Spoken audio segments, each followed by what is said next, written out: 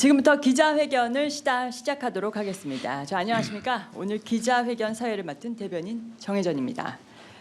오늘 기자회견도 지난번과 마찬가지로 주제 제한 없이 질문을 받겠습니다. 다만 주어진 시간 내에 가급적 다양한 주제를 다뤄야 하는 만큼 먼저 국정브리핑 내용 중 최근 현안인 연금과 의료개혁 관련 질문을 먼저 받도록 하겠습니다. 이어서 정치, 외교안보, 경제, 사회 분야로 나눠서 질문을 받겠습니다. 질문하실 분은 손을 들어주시고 지목되면 일어나셔서 소속 언론사와 성함을 밝혀주시기 바랍니다. 먼저 연금, 의료개혁 질문부터 받겠습니다. 손을 들어주십시오.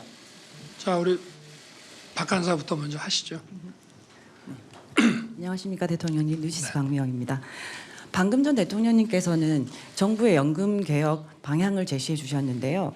그렇다면 21대 국회에서 논의하다가 중단된 안과 가장 크게 달라진 부분이 어떤 부분인지 좀 짚어주시기 바랍니다. 그리고 또 이번 방향성 중에는 청년층의 부담을 덜어주는 데 초점이 좀 맞춰져 있는 걸로 보이는데요. 그렇다면 장년층 부담도 덜어줄 수 있는 보관이 있으신지 말씀 주시기 바랍니다. 그리고 연금개혁안 중에 이번에 구조개혁 부분이 들어가 있는 걸로 보이거든요. 그렇다면 구조개혁 그 안 때문에 그 야당과 합의가 좀 어려울 수 있다는 우려가 좀 있습니다. 거기에 대해서 대통령님께서 국회에 협조를 구하시면서 당부하실 말씀이 있다면 좀 해주시기 바랍니다.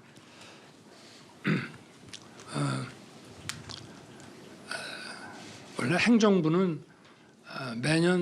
매 5년마다 한 10월 말경에 그 연금제도 그 개선을 위한 종합계획안을 국회에 내도록 돼 있습니다.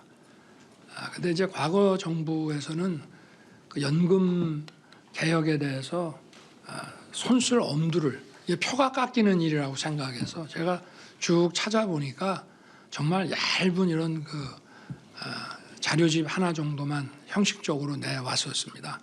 저는 대선 때부터 제 임기 내에 국회에서 결정할 수 있는 연금 개혁에 관한 충실한 자료를 다 내겠다고 말씀을 드렸고, 그렇게 해서 저희 정부 출범 직후부터 광범위한 여론조사, 또 FGI, 그리고 수리 분석을 통한 추계, 이런 자료들을 무려 5,600쪽을 작년 10월 말에 국회에 제출을 했습니다. 원래 연금은 어떤 사회적 그 대합의와 국회 주도의 논의로 이루어져야 되는 것이기 때문에 정부 안을 별도로 만들어서 보내지는 않았습니다.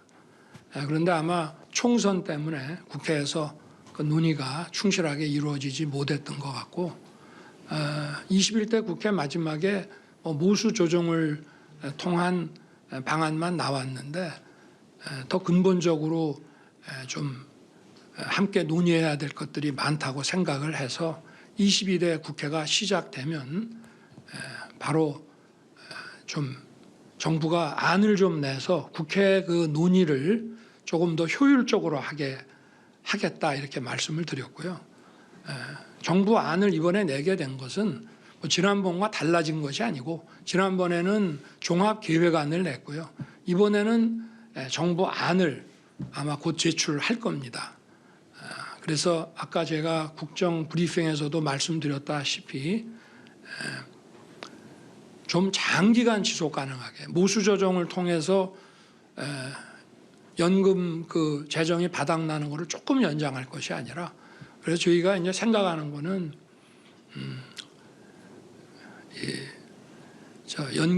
연금 그 운용 수익률을 좀 제고시키고, 그리고 자동 그 재정 안정 장치를 이런 연금 선진국에서 다 도입하고 있는 이거를 좀 도입을 하고, 그리고 이런 미래 세대 이 청년층에 아무래도 이제 연금이 지속 가능해지려면은 보험료 인상을 해야 되는데 인상 속도를 좀 차등화하겠다는 그 사고가 이제 들어가 있고요. 그리고 이제 구조개혁이라고 해서 기초연금, 퇴직연금, 개인연금을 국민연금과 함께 이렇게 만드는 것이 아니고요. 기초연금도 그러니까 결국은 이 목적이 중산층과 서민의 노후 소득을 좀 더 강하게 보장하자는 차원에서 과거에는 이제 기초연금과 기초연금을 받게 생계급여를 받게 되면 이제 뭐 기초연금이 깎이거나 그 생계급여 지원을 받게 되면은 또 다른 부분에서 감축이 일어나거나 이러기 때문에 이제 그런 거를 저희가 중첩되더라도 다 받게 해드리겠다 이제 이런 것이고요. 그래서 기초연금은 저희 임기까지 40만 원 올리겠다고 제가 선거 때도 공약을 했기 때문에 그건 지킬 거고, 그래서 생계급여와 기초연금이 서로 중첩이 될 때 이렇게 깎이지 않도록 조치를 하겠다는 이제 그런 차원이고, 퇴직연금은 뭐 임의적인 거기 때문에 가급적이면은 좀 이거를 좀 모든 기업들이 이거를 좀 채택할 수 있도록 해서 하여튼 노후 소득을 더 충실하게 보장할 수 있는 방향으로 좀 유도를 하겠다는 것이고요. 또 개인연금은 이제 개인적으로 가입하는 것인데 이것을 좀 개인들의 연금 가입을 개인연금 가입을 유도해서 보험회사를 통해서, 그래서 노후 소득이 또 별도로 중첩적으로 다층적으로 보장되게 할 수 있기 위해서 개인연금 제도에 대해서 여러 가지 세제 인센티브를 드리겠다 하는 것이라, 이게 뭐 국민연금하고 함께, 그러니까 어떻게 보면 따로 하는 것이지만 함께 그 노후 소득 보장을 위해서 해 나가겠다는 것이기 때문에 이 뭐 이런 구조개혁이라고 해서 뭐 연금을 다른 연금들을 통합하고 이런 것이 아니기 때문에, 특수직 연금과 뭐 통합한다는 이런 것이 아니기 때문에 뭐 이것 때문에 연금 개혁이 이렇게 지체되거나 여야 간 합의가 어려울 것 같지는 않다고 보고 있습니다. 네, 다음 질문 받겠습니다. 손을 들어주십시오. 자, 대변인께서 네, 정해 주십시오. 네, 조선일보 양승식 기자님.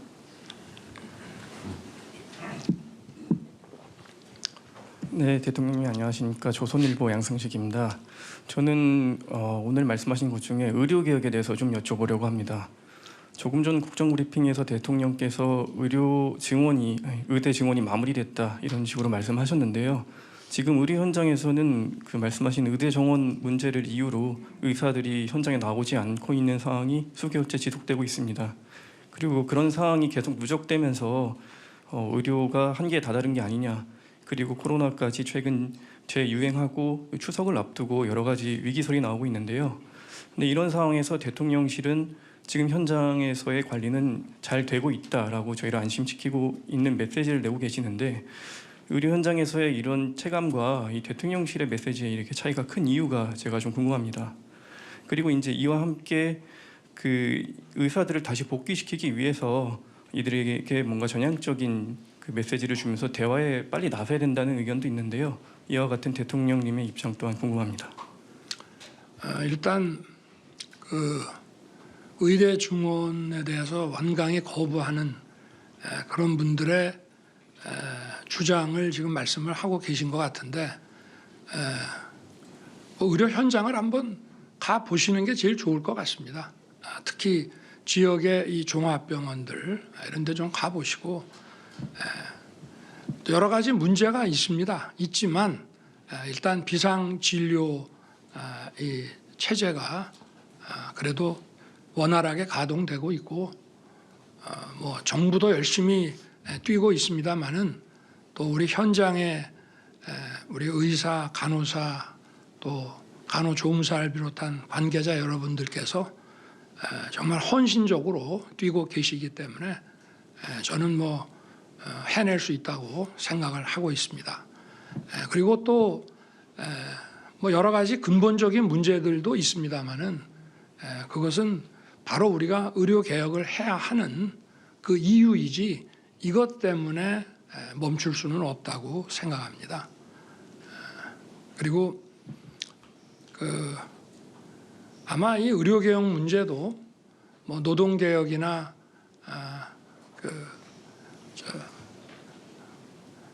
교육 개혁 또 저출생 문제를 해결하는 것만큼 아마 어려울 것입니다. 지난 20년 동안 수백 조의 예산을 투입을 했습니다마는 저출생 문제가 해결이 안 됐지 않습니까? 그러면 어차피 안 되는 거니까 돈을 다른 데 쓰고 이 문제는 포기하고 차라리 뭐 외국 근로자들을 그냥 받아다 쓰자 이렇게 얘기할 수는 없는 거 아니겠습니까? 제가 아까도 말씀을 드렸습니다마는 의료개혁이라는 것은 대한민국 어디에 살든지 어느 지역이나 관계없이 차별받지 않고 국민들의 생명권과 건강권이 공정하게 보장되도록 하는 것입니다. 그걸 국가가 안 하면 국가라고 할 수 있겠습니까? 어려움이 있지만 답은 현장에 있고 디테일에 있는 것이고 정부는 헌신적인 의료진과 함께 의료개혁을 반드시 해내겠습니다. 네, 다음 질문 받겠습니다. 연합뉴스 김영신 기자님.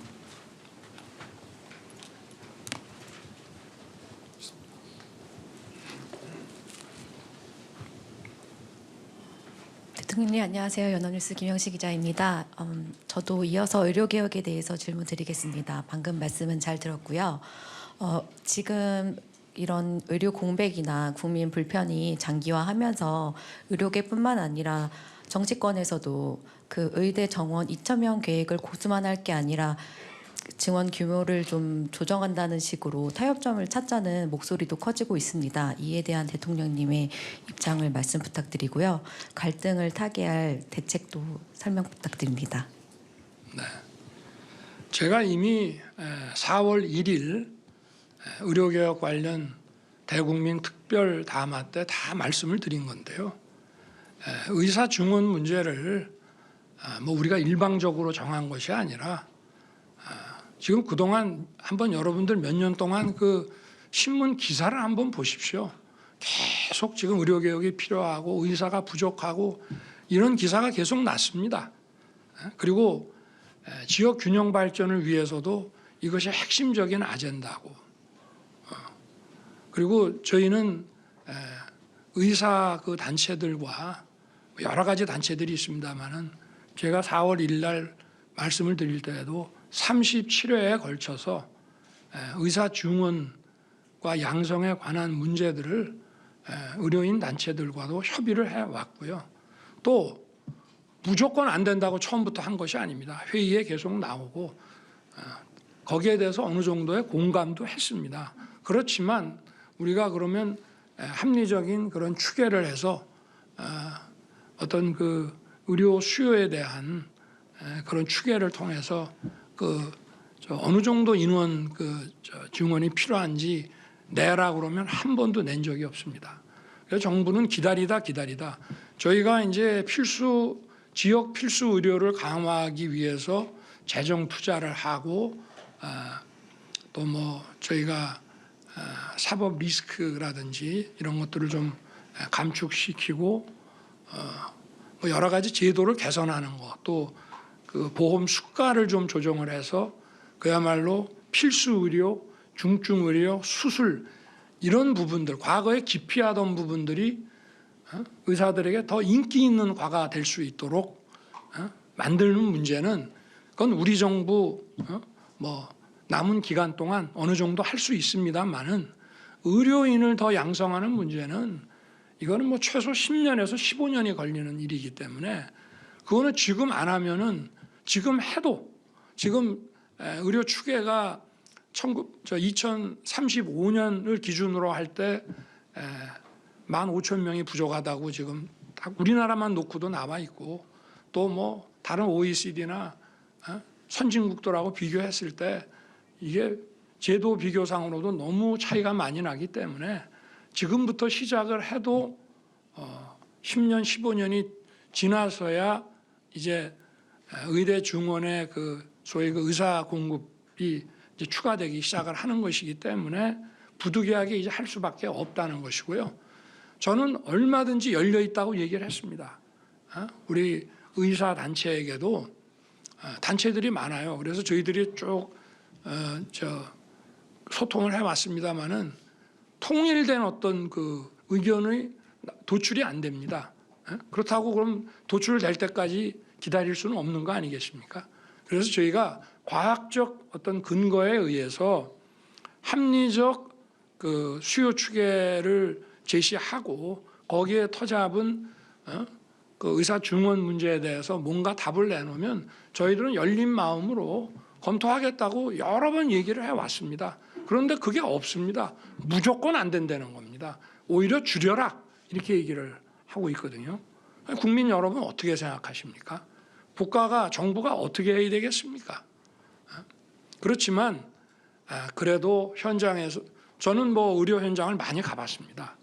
지역 종합병원이라든지 또는 뭐 전문 병원이라든지 또 뭐 상급 병원이라든지 많이 다녀봤습니다만은 뭐 실망스러운 분들도 많이 있죠. 그렇지만 의사 간호사 분들이 자기의 그 직책에 정말 헌신하는 분들을 많이 봤습니다.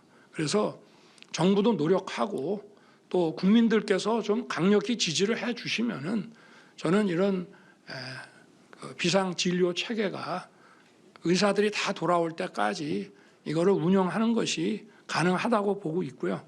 그리고 지금 이러한 또 우리 그 개혁 과정을 통해서 1차, 2차, 3차 병원 간의 어떤 기능적 역할 분담이 아주 건강하게 지금 진행되고 있습니다. 그래서 원래 취지대로 의과대학에 기반한 이런 종합병원들은 의학 연구 그리고 중증 아주 최중증과 희귀병 진료에 좀 매진하고 그다음에 우리가 말하는 수술, 응급 이런 기본적인 중증 필수 진료들은 그거는 2차 지역 병원, 지역 종합병원들에서 좀 해내고 그리고 경증은 이제 가까운 곳에 있는 그 의원에서 이렇게 해 나가는 거로 기능 분담이 좀 잘 진행되고 있다고 생각합니다. 지금도 응급실에 가보면은 물론 경증이냐 중증이냐 하는 것은 환자가 다 판단할 수는 없는 것이지만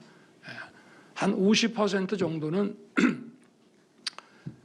그 좀 우선적으로 응급 조치를 조금 해야 되는 그런 분들이 한 50% 정도 되고 나머지는 좀 2차나 1차 병원에서 해도 되는 분들이 많이 있는 것 같습니다. 그리고 응급실 의사가 부족한 것이 근본적으로 문제입니다. 제가 지방에 이런 종합병원이나 공공병원을 가보면은 응급의학과 의사가 거의 없어요. 그거는 우리 의료개혁 때문에 생긴 일이 아닙니다. 원래부터 그랬습니다. 왜 그러느냐? 그분들에 대한 처우가 좋지를 않거든. 그 처우를 개선하기 위해서 수가를 개선해야 되고 행위수가제 플러스에 행위수가도 올려야 되지만 행위수가 플러스에 정책수가가 만들어져야 되는데 우리가 그동안 그런 거를 내깔겨 놓고 안 했습니다. 정부가 안 했어요. 그냥 의료보험공단에서 알아서 하라고 내버려 뒀습니다. 근데 이제는 우리가 국가가 나서서 국민들을 더욱 안전하게 만들기 위해서 이제 일을 해야 될 때가 온 것입니다. 여러분들께서도 좋은 의견을 좀 많이 내주시고 국민의 건강과 생명을 살리는 이 의료개혁이 성공할 수 있도록 좀 많이 도와주시기 바랍니다. 네, 다른 분야의 또 다양한 질문을 받기 위해서 정치 분야로 넘어가 보겠습니다. 네, 질문이 있으신 분들은 손을 들어 주십시오. 네, KBS 장덕수 기자님. 네, KBS 장덕수입니다. 방금 이제 말씀하신 의료개혁 관련해 최근에 이제 한동훈 국민의힘 대표가 대통령실 입장과는 다르게 2026년 의대 정원 증원을 유예하자고 이제 제안을 했는데요. 한 대표는 앞서 김경수 전 경남지사 복권 때도 반대 입장을 냈었습니다. 내일로 예정됐던 대통령실과 국민의힘 지도부 간의 만찬이 연기된 것도 이처럼 껄끄러운 한 대표와의 관계 때문이다라는 분석이 나오고 있는데요. 한동훈 대표 그리고 당과의 소통 제대로 이루어지고 있는지 궁금합니다. 정부 여당이 당 정간에 대통령실 내각과 당과의 소통이 제대로 안 이루어지면 되겠습니까? 다양한 채널을 통해서 원활하게 소통하고 있고 또 주말마다 고위 당정 협의도 과거에는 뭐 잘 안 됐는데 꼬박꼬박 하고 있는 것으로 알고 있고요. 그리고 저 역시도 우리 당 의원들, 당 관계자들하고 수시로 뭐 전화 통화뿐만이 아니라 저한테 찾아오기도 하고 그렇게 하고 있습니다. 당정 간에는 뭐 전혀 문제 없고요. 또 뭐 다양한 현안에 대해서 뭐 다양한 의견이 나오는 것이 또 자유민주주의 아니겠습니까? 저는 뭐 그렇게 생각합니다. 네, 다음 질문 받겠습니다. 네, 동아일보 황영준 기자님. 오랜만입니다. 네, 동아일보 황경준입니다. 한동훈 대표가 제안한 제3자 추천 특검법과 관련해서 여야가 신경전을 벌이고 있는데요. 여야 합의로 법이 통과된다면 대통령님께서 수용하실지 아니면 제의 요구를 하실지 그 판단과 이유가 궁금하고요. 그리고 여전히 특검은 공수처 수사 이후에 필요하면 하시겠다는 입장인지 궁금하고 마지막으로 임성근 전 사단장 구명로비 의혹에 대해서 실체가 있다고 생각하시는지 여쭙고 싶습니다. 질문이 굉장히 많으시네. 지난번에 뭐 차상병 그 특검과 관련해서 무슨 뭐 청문회를 하지 않았습니까? 국회에서. 저도 방송을 통해서 잠깐 이렇게 봤는데요.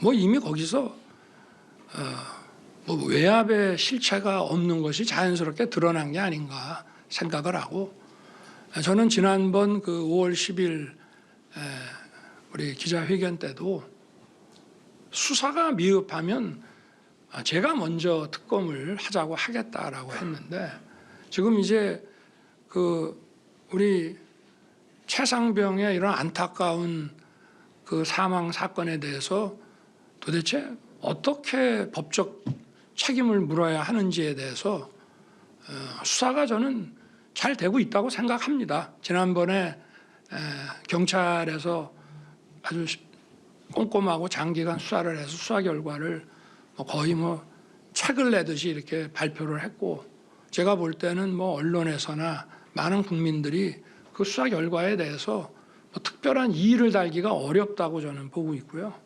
그래서 국가에 헌신하기 위해서 군문에 들어왔는데 그러한 그 장병이 사망한 거에 대해서 그 원인과 책임을 제대로 규명하지 않는다면 어떻게 강군을 만들 수 있겠습니까? 그래서 거기에 대한 규명이 필요하고, 그리고 그 규명 자체를 군에다 맡기질 않고 이미 민간 수사기관에 또 민간 재판기관에서 하도록 제도가 바뀌어 있고, 거기에 따라서 저는 그 절차가 아주 엄정하게 진행되고 있다고 생각합니다. 뭐 이런 것으로 제 답변을 대신하겠습니다. 네. 네, 정치 분야 다음 질문 받도록 하겠습니다. 네, SBS 윤나라 기자님. 네, 대통령 안녕하세요. 저 SBS 윤나라 기자입니다. 네, 반갑습니다. 그 여야 협치와 영수회담 관련해서 질문 두 가지 드리고 싶습니다. 최근에 여러 현안을 두고 여야 대치 정국이 점점 심해지고 있는데요. 어제 이제 모처럼 여야 합의로 간호법이 국회를 통과했습니다만은 대통령님께서 말씀하신 개혁 과제를 두고도 야당의 협조가 절실한 상황입니다. 대통령님께서도 여러 번 협치의 필요성을 강조하셨는데 협치의 전제 조건이나 방식을 비롯해서 대통령님께서 생각하시는 협치의 구상에 대해서 듣고 싶고요. 두 번째로는 최근에 이재명 민주당 대표가 영수회담을 제안을 했는데 대통령께서는 이 제안을 수용하실 의사가 있으신지, 그리고 영수회담을 한다면은 이재명 대표와의 양자회담인지 아니면은 한동훈 대표까지 포함한 3자 회동도 염두에 두고 계신지 궁금합니다. 우리 윤 기자님 질문에 대해서 제가 만족스러운 그 답변해드리기가 참 어려운 것 같은데, 저도 지금의 이 국회 상황이 뭐 정치를 시작하면서부터가 아니라 제가 살아오면서 처음 경험하는 상황이기 때문에 여기에 대해서 어떻게 이거를 풀어 나가야 될지 용산에서도 참모들하고 좀 많이 논의를 하고 있습니다. 좀 더 깊이 생각을 해볼 것이고요. 뭐 영수회담을 해서 이런 문제가 금방 풀릴 수 있다면은 그건 뭐 10번이고 왜 못하겠습니까? 그런데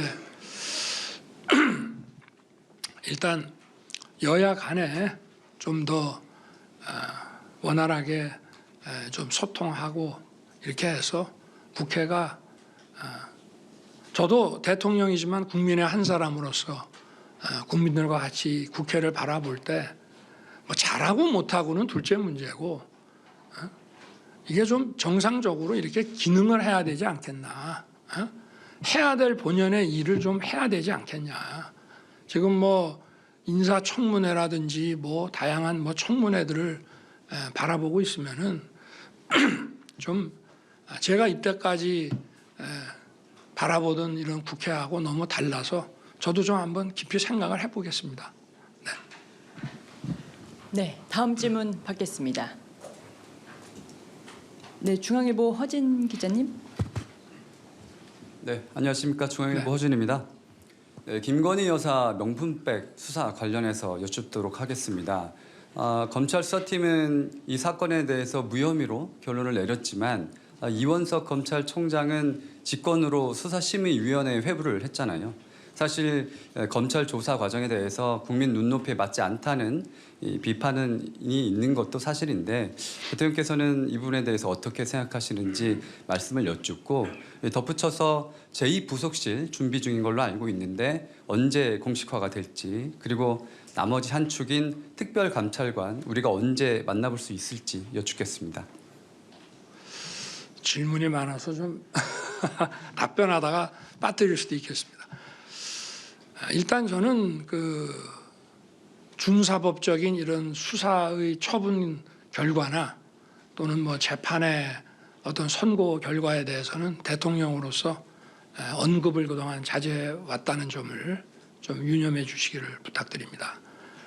그리고 조사 방식에 대해서는 뭐 제 예를 들면 저도 검사 시절에 전직 대통령 부인, 전직 영부인에 대해서 멀리 뭐 자택까지 직접 찾아가서 조사를 한 일이 있습니다. 조사 방식이라는 것이 뭐 정해진 것이 아니고 예를 들어서 뭐 영장을 발부받아서 강제로 하는 거라면 하겠지만 모든 조사는 원칙적으로 임의 조사이기 때문에 여러 가지 고려를 해서 또 그 조사 방식이라든가 장소가 정해질 수 있는 거라고 생각합니다. 그래서 저도 과거에 사저를 찾아가서 조사를 했고요. 그래서 뭐 그렇지만 어찌 됐든 뭐 수사 처분에 대해서는 제가 언급 안 하는 게 맞다고 생각합니다. 더구나 뭐 가족과 관련된 일이라면 더더군다나 거기에 대해서는 언급 안 하는 게 맞고요. 제2부속실은 지금 설치하려고 준비 중입니다. 네.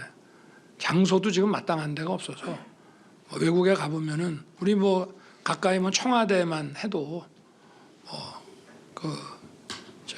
대통령 그 배우자가 쓰는 뭐 이런 공간이 또 널찍하게 있고 한데 용산은 지금 그런 것도 없고 뭐 부속실을 만든다고 하면 뭐 장소가 있어야 되는데 지금 일단 좀 마땅한 데가 없습니다. 그래서 장소가 잘 준비되면은 부속실이 이제 본격적으로 뭐 좀 일을 하게 되지 않을까 그래 생각을 하고요.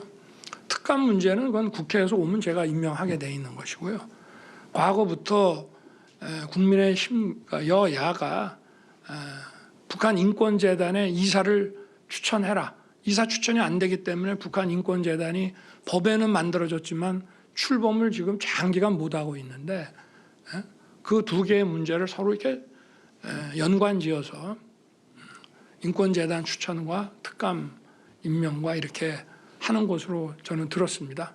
뭐 국회에서 어떤 식이든지 간에 정해주면은 임명하도록 할 것입니다. 네, 다음 질문 받겠습니다. 네, YTN 신윤정 기자님. 네, 대통령님 안녕하십니까. 네. YTN 신윤정입니다. 저는 인사 관련해서 네. 두 가지 질문 드리고 싶은데요. 그 대통령께서 조금 전에도 국회와의 관계에 대해서 어려움을 토로를 하셨는데 그 대통령께서는 그 국면 전환용 인사를 하지 않으시겠다 이렇게 말씀을 하셨지만 그 총선 패배 직후에 이제 한덕수 국무총리께서 사의를 표명하신 상태로 지금까지 유지가 되고 있는데 국회 협치에 물꼬를 트는 차원에서 이 국무총리 인선에 대해서 야당의 추천을 받는다든지 야당 출신 인사를 기용하시는 것처럼 조금 보관을 구상하고 있는 것이 있을지 궁금하고요. 그리고 두 번째로는 이제 최근에 김용현 경호처장을 국방부 장관에 지명을 하셨는데 야권에서는 이제 김 후보자가 최상병 수사 외압의 핵심 관계자다 이렇게 지목을 하고 있는 상황에서 이제 지목을 하신 타이밍이나 그리고 전임 국방장관 임기가 10개월밖에 되지 않은 상황에서 왜 전격적으로 이런 인사가 이뤄졌는지에 대해서 궁금해서 여쭤보고 싶습니다. 첫 번째가 저 총리 얘기죠. 뭐 인사는 결국은 국정을 누가 잘 감당하고 국민들을 위해서 잘 일할 수 있느냐 하는 게 기준이 되는 거고, 한덕수 총리께서 뭐 워낙 과거에 뭐 경제부처 장관에 또 주미대사에 국무총리 이런 걸 다 겪으셔서 그런지 저는 뭐 총리로서 역할을 제대로 잘 하고 계신다고 생각을 했고요.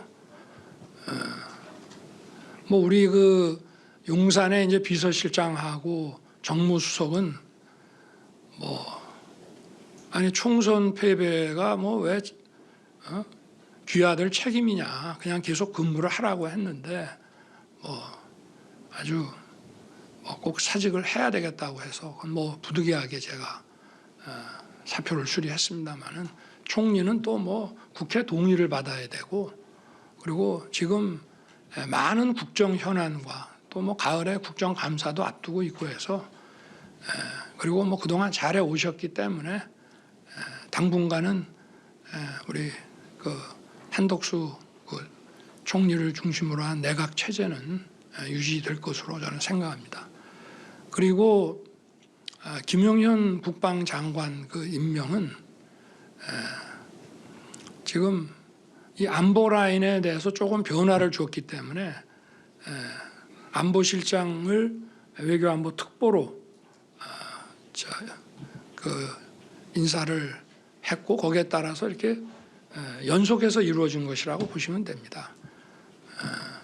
지금 여러 가지 제가 이 대통령직을 수행하면서 외교 안보 뭐 경제 이런 현안들을 쭉 다루면서 좀 리베로와 같은 좀 자유로운 좀 위치에서 좀 해외를 자주 좀 다니면서 또 어느 정도의 좀 그 보안도 좀 유지돼 가면서 일을 할 수 있는 그런 좀 고위직 그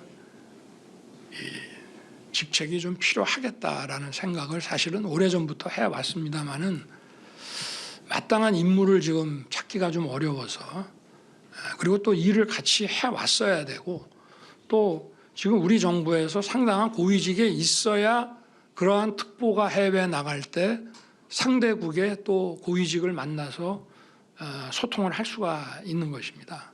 근데 제가 사실 고민을 해오다가 나토 지난 7월에 나토를 방문하면서 이제 많은 양자 회담을 하게 되는데 그 과정에서 이제 좀 필요하지 않겠나 그런 생각을 하게 됐고요. 현안들이 많이 있습니다. 근데 이게 안보실장으로 여기 자리에 그냥 앉아서, 안보실은 기본적으로 국방부, 국정원, 통일부, 외교부, 또 뭐 보훈부 뭐 이런 다양한 이런 그 기관들의 업무를 또 챙기거든요. 그리고 안보실장이 어디를 가면 왜 갔는지 뭐 대번에 이게 그래서 굉장히 자유롭게 행동하기가 어렵습니다. 그래서 그 또 외교 경험도 좀 풍부해야 되고, 우리 기존의 장호진 안보실장은 외교관이면서 안보 문제에도 상당히 정통한 사람입니다.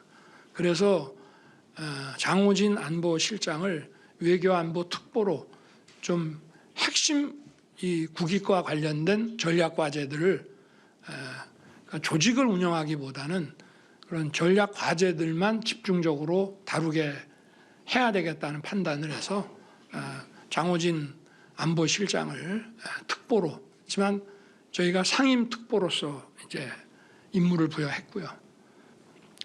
그러다 보니까 이제 저희 정부 출범 이후에 안보실장 세 분이 전부 외교통이었는데 이번에는 그 국방 전문가를 좀 모시기로 했고, 뭐 가장 적임자가 하여튼 국방장관이 오는 것이, 과거에도 뭐 김관진 장관이 안보실장을 간다든지 이렇게 했기 때문에 이제 그렇게 이동을 했고, 그래서 자연스럽게 좀 김용윤 그 후보자는 사실은 이제 이 결정을 빨리 안 했으면은 아마 신원식 우리 지금 현 장관에 좀 더 하고 아마 그 뒤에 오지 않았을까.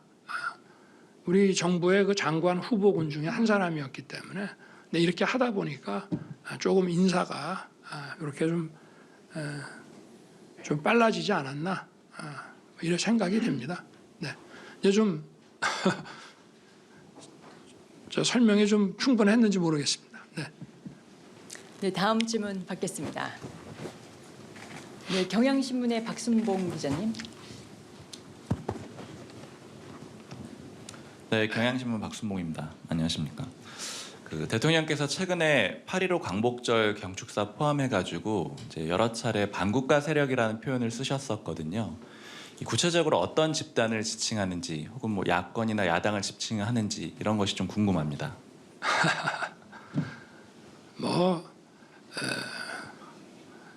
대한민국의 이런 그 헌법과 그 자유민주주의 정체성이라고 하는 걸 놓고 봤을 때 뭐 다양한 스펙트럼이 있지 않겠습니까?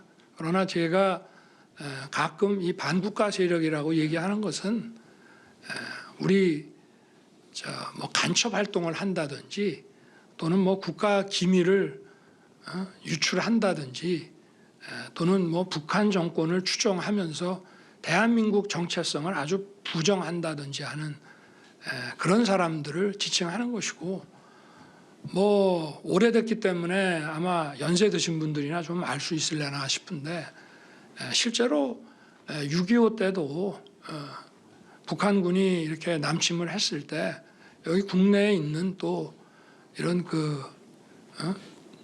반국가 이런 종북 세력들이 정말 그 앞잡이를 하면서 우리 국민들 힘들게 하는데 많이 또 가담을 했습니다. 그래서 제가 8.15 때 말씀드린 것도 바로 그런 차원입니다. 만약에 어떤 전쟁을 벌이거나 군사적으로 공격을 하게 되면 요새는 또 가짜 뉴스부터 먼저 온라인에서 그 이런 공격을 먼저 하면서 시작을 하거든요. 러우 전쟁 때도 그랬고. 그래서 세계 어느 나라나 이런 그 안보 국방에 있어서는 늘 하이브리드 전쟁이라는 걸 염두에 두고 준비를 합니다. 그래서 우리도 이런 반국가 이런 세력들 전부 뭐 100% 대한민국의 헌법과 이런 국채에 충성하는 사람만 있는 것은 아니기 때문에 그런 사람들에 대해서 우리가 늘 경계심을 가져야만 우리의 안보를 또 우리의 자유민주주의를 굳건히 지킬 수 있다. 이런 말씀입니다. 네, 역시 정치 분야에 대한 기자님들의 관심이 매우 높은데요. 시간 관계상 다음 주제로 넘어가겠습니다. 미처 질문하지 못하신 기자 여러분들은 그 기자회견 말미에 시간이 허락한다면 다시 한번 기회를 드리도록 하겠습니다. 자, 이제는 외교 안보 분야입니다. 질문이 있으신 분은 손을 들어 주십시오. 네, 블룸버그의 최수향 기자님. 네. Thank you, Mr. President. Suyang Che from Bloomberg News. So the presidential election in the U.S. is just months away. We did not see in the Democratic Party or the Republican Party platform the goal of denuclearization. Are you concerned Washington's policy priority is shifting from denuclearization of Korea? And does it change Seoul's view on its own nuclear armament? And where do you see the trilateral cooperation with the US and Japan going from here? Now President Biden and Prime Minister Kishida are both set to step down. Thank you. 예, 대통령 블룸버그의 최수영 기자입니다. 이제 미국 대선이 수개월 앞으로 다가왔습니다. 그런데 민주당과 공화당 모두 당의 정강 정책을 발표했을 때 비핵화에 대한 내용이 빠져 있었습니다. 이러한 것이 현재 워싱턴의 비핵화에 대한 입장이 바뀌고 있다는 걸 의미한다고 보시는지, 그리고 그에 따라서 대한민국의 핵무장에 관한 한국 정부의 입장도 바뀔 수 있다고 생각하시는지 여쭈고 싶습니다. 두 번째로 현재 바이든 대통령과 또 기시다 총리가 모두 곧 대통령직과 총리직에서 내려올 예정인데, 이에 따라서 한미일 협력이 어떻게 전개될지에 대해서도 질문드리겠습니다.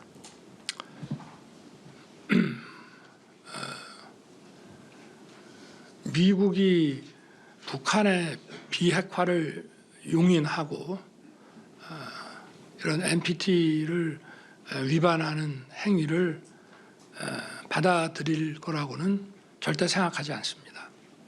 그거는 뭐 그동안 미국의 이런 입장이나 전략과도 완전히 배치되는 문제고, 이걸 막 용인한다고 하면은 결국은 NPT를 위반해서 불법적으로 핵개발 한 것과 관련한 안보리의 그 대북 제재도 푼다는 것인데, 그렇게 되면은 전체적인 전 세계적인 NPT 시스템이 무너지게 되고 동북아에서도 이런 핵 그 안보가 굉장히 위협받게 되기 때문에 그거는 뭐 그렇지 않다고 보고 있고요. 그리고 뭐 한미 간에 이런 일체형 확장 억제가 지금 우리 정부에서 한미 동맹을 업그레이드하면서 지금 점점 견고해지면서 가동이 잘 되고 있습니다. 그리고 한미일 캠프 데이비드 협력 체계라고 하는 것은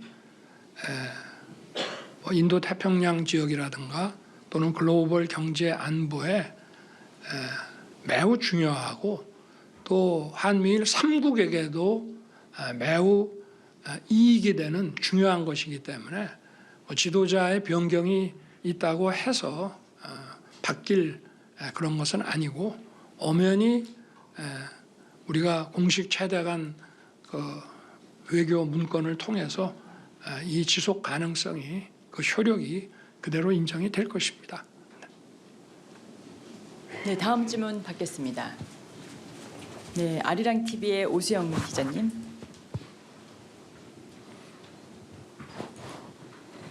좋은 아침입니다, 대통령. 저는 아리랑 TV 오수영입니다. 정확히 2주 전에 발표하신 통일 독트린은 남북 간의 포괄적인 협력 분야들을 논의하기 위한 대화 채널을 제안합니다. 그러나 북한은 아직 반응이 없었고 담대한 구상에 대해서도 마찬가지입니다. 최근 러북 협력과 또 북한의 도발로 인한 그런 계속되는 긴장 상황 가운데서 앞으로 남북 간의 남북 관계를 어떻게 접근하실지 궁금합니다. 그래서 앞으로 대화를 계속 지속적으로 추구하실지, 그리고 대북 정책의 방향에 대해서 말씀해 주시면 감사하겠습니다. 질문하신 내용이 사실은 그 경축사 그 통일 독트린 부분에 다 있는 거라서 좀 설명을 좀 더 드리겠습니다. 우리가 그동안 우리 국민들이 통일이라는 것을 국민학교 학생부터 다 학교에서도 배웠고 잊어본 적이 없고 그렇게 살고 있습니다. 또 우리 대한민국 헌법에 우리 대한민국의 영토를 한반도와 그 부속 도서로 한다고 되어 있습니다. 그리고 대통령에게 자유민주주의 평화통일 정책을 추진하도록 명령하고 있습니다. 근데 우리 헌법 자체가 이런 통일을 전제로 해서 만들어 놓은 헌법입니다. 이런 분단을 고착화시키는 헌법이 아닙니다. 제가 이번 8.15 통일 독트린이라고 하는 것이 뭐 새로운 뭘 낸 게 아니고 우리 헌법에 충실한 통일관을 갖자, 이런 얘기고요. 또 우리의 그 광복이라고 하는 것이 이 대한민국 한반도 남쪽에서만의 광복이 아니라 우리 한반도 전체의 광복으로서 우리의 광복이 완성되기 위해서 우리가 통일에 대한 소위 통일관을 어떻게 가져야 되는지 그거를 먼저 국민들께 말씀드린 것입니다. 그리고 통일이라고 하는 것은 자유민주주의 방식에 의한 통일이라고 해서 우리가 자유민주주의 체제니까 우리가 우월하고 그러니까 수단 방법을 안 가리고 통일을 하겠다. 그건 아닙니다. 통일은 기본적으로 자유라고 하는 것, 자유주의 체제라고 하는 것은 전쟁을 방어해야 되는 경우 이외에는 침략 전쟁을 수행하지 않는다는 것이 자유민주주의의 본질입니다. 그렇기 때문에 우리의 통일 그 방향은 반드시 평화적이어야 한다는 것이고요. 그리고 우리의 분단이 또 국제정치의 산물인 만큼 국제사회가 또 우리 주변 국가가 한반도의 이 통일이 모두에게 불리하지 않고 도움이 된다라고 하는 인식을 갖게끔 꾸준히 소통하고 연대 노력을 해야 된다는 그런 말씀이고 어렵죠. 단방에 안 되죠. 통일 방안을 내놔라. 수십 년 동안 내놨지만 실천이 안 되죠. 그러나 꾸준히 노력을 하는 것입니다. 우리가 뭐 독립전쟁을 해서 이 해방을 맞이하고 광복을 얻게 된 것은 아니지 않습니까? 그렇지만 결국은 일제가 미국과의 태평양 전쟁에서 패망했기 때문에 우리가 이런 자유와 독립을 얻게 됐지만 우리가 꾸준히 국권을 되찾고 또 국민이 주인인 자유로운 나라를 만들기 위해서 꾸준히 독립운동을 했기 때문에 결국은 그러한 결과가 또 나왔다고 우리가 모두 생각하지 않습니까? 마찬가지로 저는 통일도 그렇다고 봅니다. 이게 어떤 상황에 따라서 여건이 확 바뀔 수가 있지만 우리가 준비를 해야 됩니다. 그리고 어떤 방식으로 준비할지 기본적으로 어떤 가치관을 우리가 가지고 우리의 통일 문제를 바라봐야 될지에 대해서 8.15 통일 독트린에서 한번 말씀을 드린 것입니다. 네. 다음 질문 받겠습니다. 네, 아사히 신문의 카이세 아케이코 기자님. 저는 일본 아사히신문의 카이세라고 합니다. 저는 뭐 한일 관계에 대해 좀 질문 드리겠습니다. 그 기시다 총리가 다음 주에 방한하는 것으로 조정 중이라는 이야기가 있습니다. 한일 간에는 뭐 역사 문제를 포함해서 어려운 문제가 많이 남아 있다고 생각하는데 이번 기시다 총리의 방한이 갖는 의미에 대해 여쭤보고 싶습니다. 그리고 내년은 뭐 한일 국교 정상화 60주년인데 한일 관계의 지속적인 강화 발전을 위해서 필요한 것은 무엇이라고 생각하시는지요? 그리고 마지막으로 일본 총리는 꼭 바뀔 예정입니다만 새로운 총리와 일본 정부에 어떤 기대를 갖고 계신지 말씀해 주시면 고맙겠습니다. 감사하겠습니다. 네. 먼저 기시다 총리의 이 방안은 아직 확정되지는 않았습니다. 지금 양국 외교 당국 간에 논의를 하고 있고 저는 늘 열려 있고 또 기시다 총리가 방한하게 된다면 늘 환영하는 입장입니다. 그리고 우리가 작년 3월 한일 관계를 정상화 시키고 제가 일본을 그때 작년 3월에 방문했을 때도 뭐 형식이라든지 시기 이런 거에 구애받지 말고 필요에 따라서 언제든지 정상 간에 셔틀 외교를 하자고 약속을 했습니다.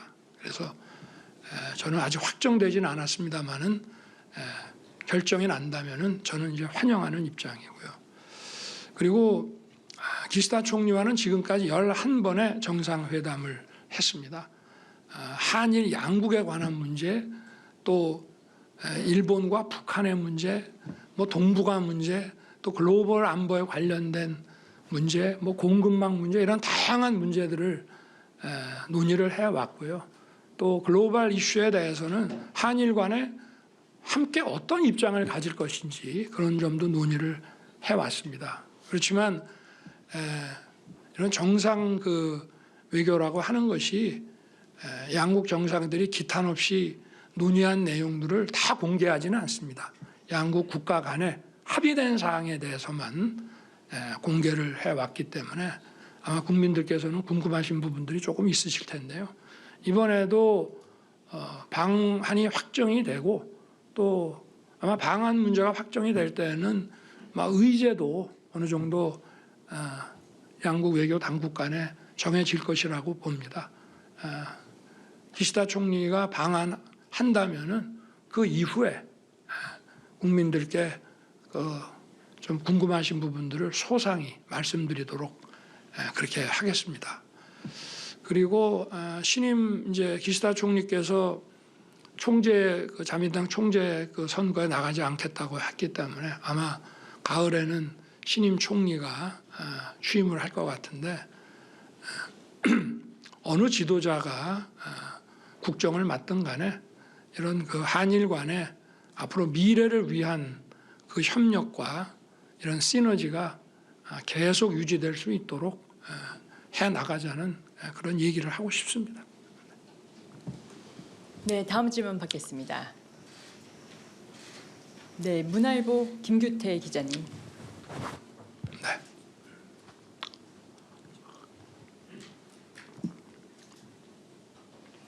대통령님 안녕하십니까. 문화일보 김규태 기자입니다. 그 김영석 독립기념관장 임명 이후에 뉴라이트 인사들이 좀 등용된다라는 지적이 있습니다. 이번 광복절에도 건국절 논란이 있었고 야당에선 친일 정권이라고 비판하고 있습니다.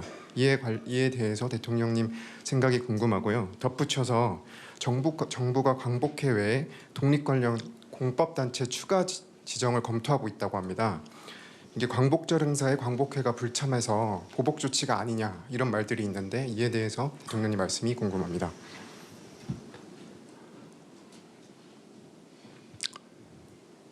질문을 한 3개쯤 하시니까 갑자기 뒤에 것만 생각나고 그러니까 지금 뉴라이트 얘기부터 하셨네. 김영석 관장. 네, 김영석 관장에 대한 그 인사는 저도 뭐 개인적으로 전혀 모르는 분이고 아마 독립기념관장을 추천하는 위원회에서 여러분들에 대해서 심사를 하고 인터뷰도 하고 이렇게 해서 그 중에서 3분을 보훈부 장관에게 추천을 하고 보훈부에서는 그 3분 중에 한 분을 이제 대통령에게 제청을 하는데 보통 1, 2, 3등으로 이렇게 심사한 서열을 매겨서 아마 보내는 모양입니다. 그럼 이제 보통 1번으로 올라온 분을 제청을 하는데 저는 그런 인사 과정에 대해서 장관이 위원회를 거쳐서 1번으로 제청한 사람에 대한 인사를 거부해 본 적이 없습니다. 제가 잘 알지도 못하고 그러고 무슨 이제 검증은 좀 하는데요. 검증도 주로 알아서 위원회에서 충분히 했을 거기 때문에 이런 이런 신변에 관한 재산 문제라든지 이제 이런 다른 비위가 없는지 이런 거에 대해서 이제 검증을 해서 별 문제가 없다고 하면 이제 임명을 해왔기 때문에 무슨 특별한 우리 정부의 입장하고 관련이 있는 인사는 아니라는 점을 좀 말씀을 드리고 그리고 뉴라이트 얘기가 요새 많이 나오는데 저는 솔직히 뉴라이트가 뭔지 잘 모릅니다. 왜냐? 서로 뉴라이트를 언급하는 분마다 서로 좀 정의가 다른 것 같아서 그래서 우파인데 좀 좀 진보적 우파를 말하는 건지 뭔지 처음에 나올 때는 그런 식으로 들었는데 요새는 또 뉴라이트에 대해서 언론에서 제가 좀 그동안 본 거하고 좀 또 다른 정의가 막 이루어져서 그런 건 잘 모르겠고 우리 정부의 인사는 국가에 대한 충성심 그리고 그 직책을 맡을 수 있는 역량 이 2가지를 보고 인사를 하고 있습니다. 뭐 다른 뭐 무슨 뭐 뉴라이트냐 뭐냐 이런 거 그런 거 안 따지고 그렇게 하고 있고요. 그리고 마지막에 뭐였더라? 보훈처의 광복회 관련. 그건 뭐 제가 잘 모르겠습니다만은 뭐 다 그 애국자의 유족들이 모인 그 단체에 대해서 뭐 보복하고 이럴 일이 뭐 있겠습니까? 네. 그렇게 좀 이해해 주시면 될 것 같습니다.